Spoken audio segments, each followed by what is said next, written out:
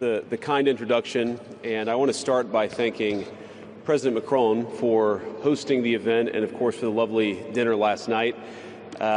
During the dinner, President Macron looked at me and asked if I would like to speak, and I said, Mr. President, I'm here for the good company and free wine, but I have to earn my keep today. And I, of course, want to thank Prime Minister Modi for being here and for co-hosting the summit, for all of you for participating. And I'm not here this morning to talk about AI safety, which was the title of the conference a couple of years ago. I'm here to talk about AI opportunity. When conferences like this convene to discuss a cutting-edge technology, oftentimes I think our response is to be too self-conscious, too risk-averse. But never have I encountered a breakthrough in tech that so clearly calls us to do precisely the opposite. Now, our administration, the Trump administration, believes that AI will have countless revolutionary applications in economic innovation, job creation, national security, healthcare, free expression, and beyond. And to restrict its development now will not only unfairly benefit incumbents in the space, it would mean paralyzing one of the most promising technologies we have seen in generations. Now, with that in mind, I'd like to make 4 main points today. Number 1, this administration will ensure that American AI technology continues to be the gold standard worldwide, and we are the partner of choice for others, foreign countries, and certainly businesses as they expand their own use of AI. Number 2, we believe that excessive regulation of the AI sector could kill a transformative industry just as it's taking off, and will make every effort to encourage pro-growth AI policies. And I like to see that deregulatory flavor making its way into a lot of the conversations this conference. Number 3, we feel very strongly that AI must remain free from ideological bias, and that American AI will not be co-opted into a tool for authoritarian censorship. And finally, number 4, the Trump administration will maintain a pro-worker growth path for AI, so it can be a potent tool for job creation in the United States. And I appreciate Prime Minister Modi's point. AI, I really believe, will facilitate and make people more productive. It is not going to replace human beings. It will never replace human beings. And I think too many of the leaders in the AI industry, when they talk about this fear of replacing workers, I think they really miss the point. AI, we believe, is going to make us more productive, more prosperous, and more free.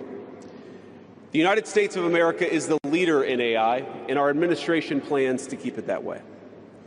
The U.S. possesses all components across the full AI stack, including advanced semiconductor design, frontier algorithms, and, of course, transformational applications.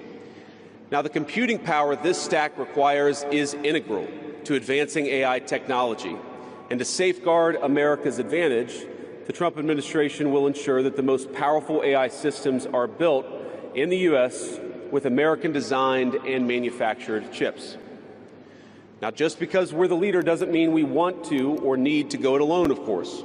And let me be emphatic about this point. America wants to partner with all of you. And we want to embark on the AI revolution before us with a spirit of openness and collaboration. But to create that kind of trust, we need international regulatory regimes that fosters the creation of AI technology rather than strangles it.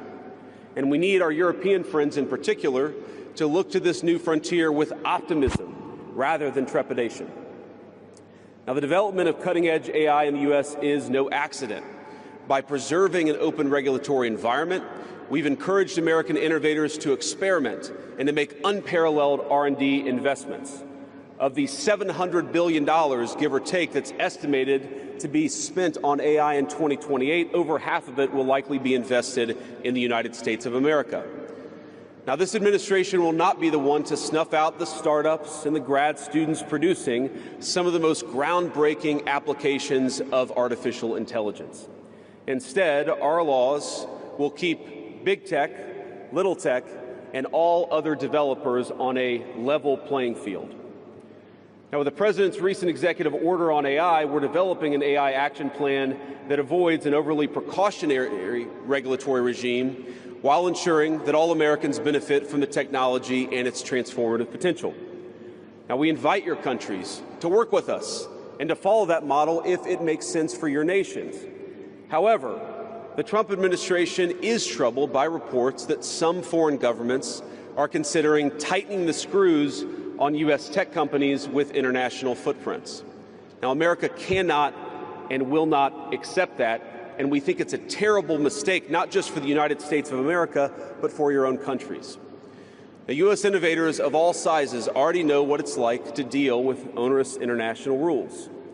Many of our most productive tech companies are forced to deal with the EU's Digital Services Act and the massive regulations it created about taking down content and policing so-called misinformation. And of course, we want to ensure the internet is a safe place, but it is one thing to prevent a predator from preying on a child on the internet, and it is something quite different to prevent a grown man or woman from accessing an opinion that the government thinks is misinformation. Meanwhile, for smaller firms, navigating the GDPR means paying endless legal compliance costs or otherwise risking massive fines. Now, for some, the easiest way to avoid the dilemma has been to simply block EU users in the first place. Is this really the future that we want? Ladies and gentlemen, I think the answer for all of us should be no. Now, there's no issue where we worry about more than regulation when it comes to energy. And again, I appreciated the comments of so many at the conference because they recognize that we stand now at the frontier of an AI industry that is hungry for reliable power and high-quality semiconductors.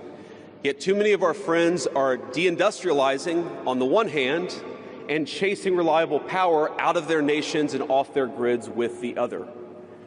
The AI future is not going to be won by hand-wringing about safety. It will be won by building, from reliable power plants to the manufacturing facilities that can produce the chips of the future. Now, at a personal level, what excites me most about AI is that it is grounded in the real and the physical economy. The success of the sector isn't just a matter of smart people sitting in front of a computer screen and coding. It depends on those who work with their hands, even as robotics will change our factories. It will certainly make our healthcare providers better at treating diseases, but it will also depend on the data produced by those healthcare providers, by those doctors and nurses. I believe it will help us create and store new modes of power in the future, but right now, AI cannot take off unless the world builds the energy infrastructure to support it. Now, it's my view that tech innovation over the last 20 years has often conjured images of smart people staring at computer screens, engineering in the world of bits. But the AI economy will primarily depend on and transform the world of atoms.